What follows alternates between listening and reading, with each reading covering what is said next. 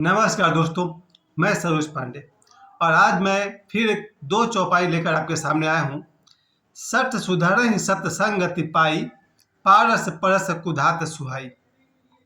विधि बस सुजन कुसंगत परहि, फनि मनि सम निज गुण अनुसरहि। इन दो चौपाइयों में हमें यही समझना है कि दुष्ट भी सुधर जाते हैं अच्छे लोगों की संगति पा करके, और यदि कभी अच्छे लोग बुरी संगति में पड़ भी जाते हैं तो अपना गुण नहीं छोड़ते। आज हम लोग गोस्वामी तुलसीदास जी से ये जो दो चौपाई है इसको थोड़ा विस्तार से समझेंगे। और मुझे बहुत ही खुशी है इस बात की कि तुलसीदास जी ने बहुत सारे हीरे मोती श्री रामचरितमानस में जो डाले हैं उनमें से ये सबसे कीमती है। मैंने अब तक जो 2 साल में जितने भी प्रयास किए हैं उनमें से मैं आज के इस प्रयास को अपने आप को मैं धन्यवाद देता हूँ, क्योंकि जब मैं दोपहर में इसे पढ़ रहा था कि सठ सुधरहि सतसंगति पाई, यहाँ सठ मतलब होता है दुष्ट। दुष्ट सुधर जाते हैं अगर उन्हें अच्छी संगति मिल जाती है। यही है हमारे जीवन का सबसे बड़ा सौभाग्य। अगर हमें अच्छे लोगों का सत्संग मिला, अच्छे लोगों का साथ मिला, तो जो हमारी बुराइयां हैं वो धीरे धीरे समाप्त हो जाती है। और अगर हमें गलत लोगों का साथ मिला तो ज़्यादा खतरा यही है कि जो हमें थोड़ा बहुत गुण रह गया है वो भी धीरे धीरे हार जाता है अवगुण के सामने। और ऐसा मैंने अपने जीवन में अपने लिए भी देखा है और अपने साथ अपने कई लोगों को देखा है, संगति में डूबते हुए और संगति में उभरते हुए। और विशेष करके मैंने आज ये चौपाई मैंने इसलिए चुना क्योंकि मुझे पहले मिल गया था ये, विधि बस सुजन को संगत पड़े। अगर किस्मत से अच्छे लोग सुजन, अच्छे लोग कुसंगत में पड़ भी जाए तो फनि मनि सम निज गुण अनुसरहि, फिर वो सर्प के मणि के समान प्रकाश ही बिखेरते हैं। यानी कि उनका जो अपना स्वभाव है अपने स्वभाव पर ही चलते हैं। ये जब हम अपने जीवन में उतर कर देखते हैं तब हमें समझ में आता है कि जो हमारे बच्चे हैं, मेरा बेटा है, मेरी बेटी है।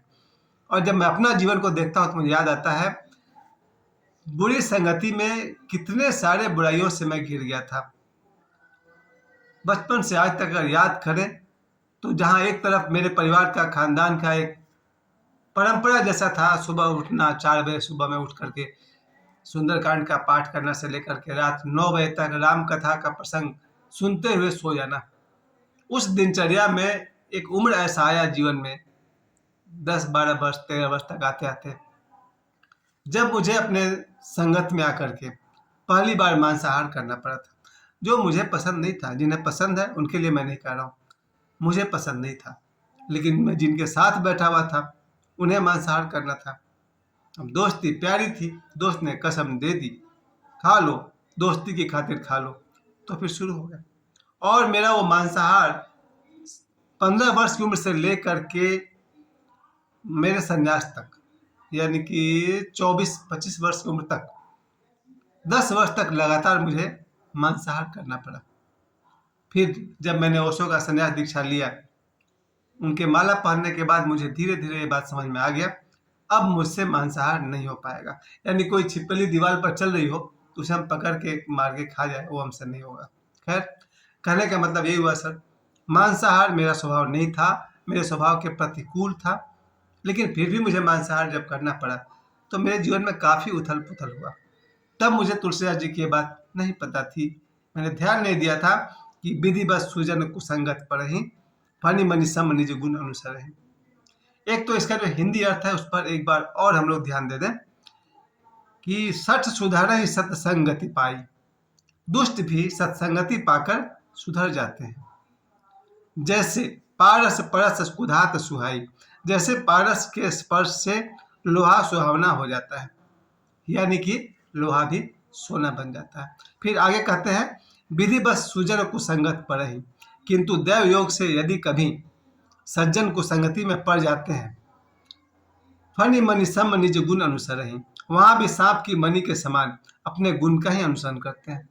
यानी कि सज्जन जहां भी रहते हैं अपने गुण के अनुसार ही चलते हैं। लेकिन इसके बावजूद मैंने अपने जीवन में देखा है, फिर ऐसा समय आया जब मेरे दोस्तों में से कुछ एक दोस्त ऐसे भी थे जो मदिरा पान करते थे, करते होंगे, अभी भी करते होंगे।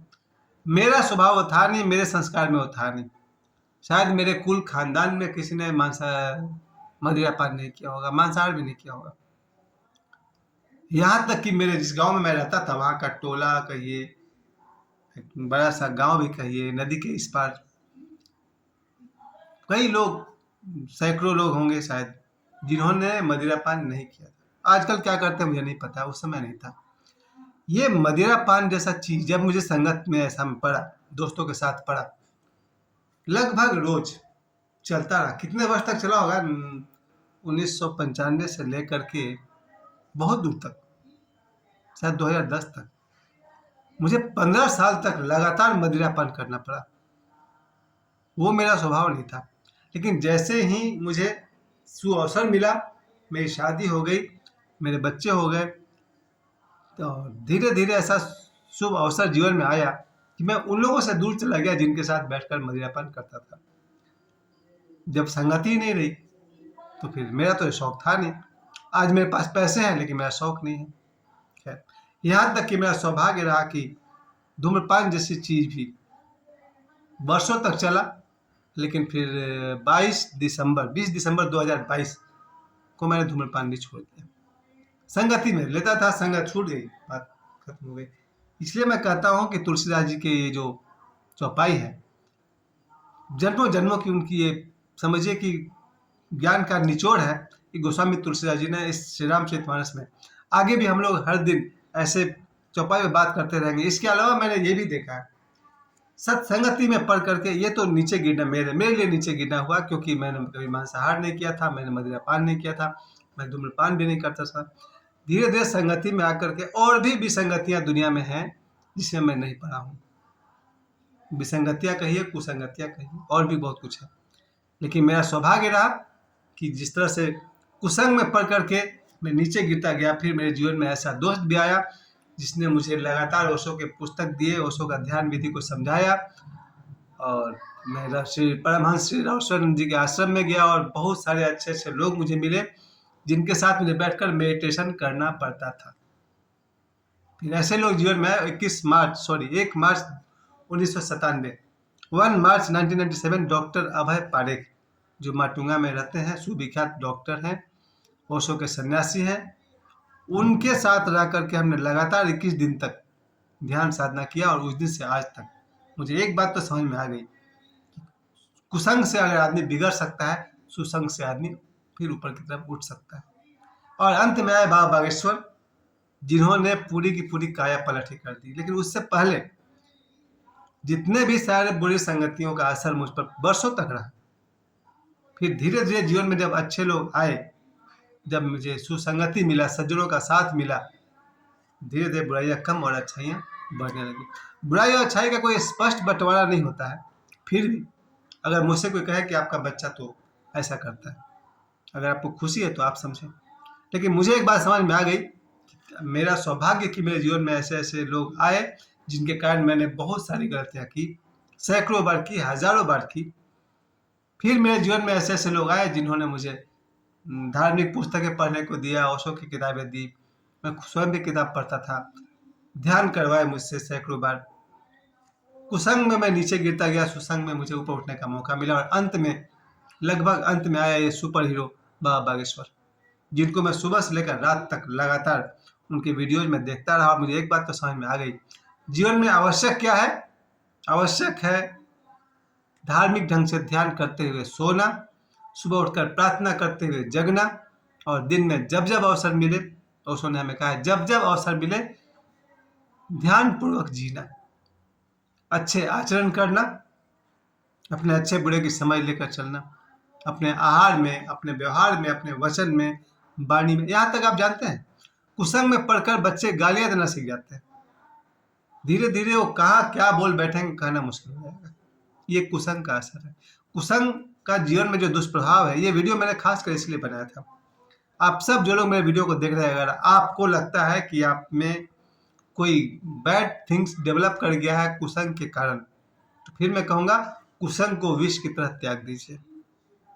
जरूर कहूँगा, मेरे वीडियो को जितने लोग देख रहे हैं आप सभी, और अगर आपके बच्चे या कोई आपका करीबी लगता है कि कुसंग के कारण उसमें कुछ खराबी आ गई है, तो ईश्वर करे उन्हें सुसंग मिले, सत्संग मिले, और उनके जीवन में सारे गुण आ जाए। तो एक बार तुलसीदास जी को मैं फिर से उन चौपाई को रिपीट करता हूँ। सठ सुधरहि सतसंगति पाई, पारस परस कुधात सुहाई, विधिवत सुजन कुसंगत परहि, फनि मनि सम निज गुण अनुसरहि। दुष्ट भी सुधर जाते हैं अच्छे लोगों का साथ पा करके, जैसे पारस का साथ पाकर लोहा सोना बन जाता है। और अगर कभी दुर्भाग्य से कोई अच्छा व्यक्ति गलत संगत में पड़ जाता है तो भी वो अपने गुण को नहीं छोड़ता है। आप सभी से मुझे यही कहना है, आप लोगों ने मुझे समय दिया, बहुत बहुत धन्यवाद। आप सभी से कहूँगा, कुसंग विष है, उसे त्याग दीजिए। मुझे समय देने के लिए आप सभी को बहुत बहुत धन्यवाद।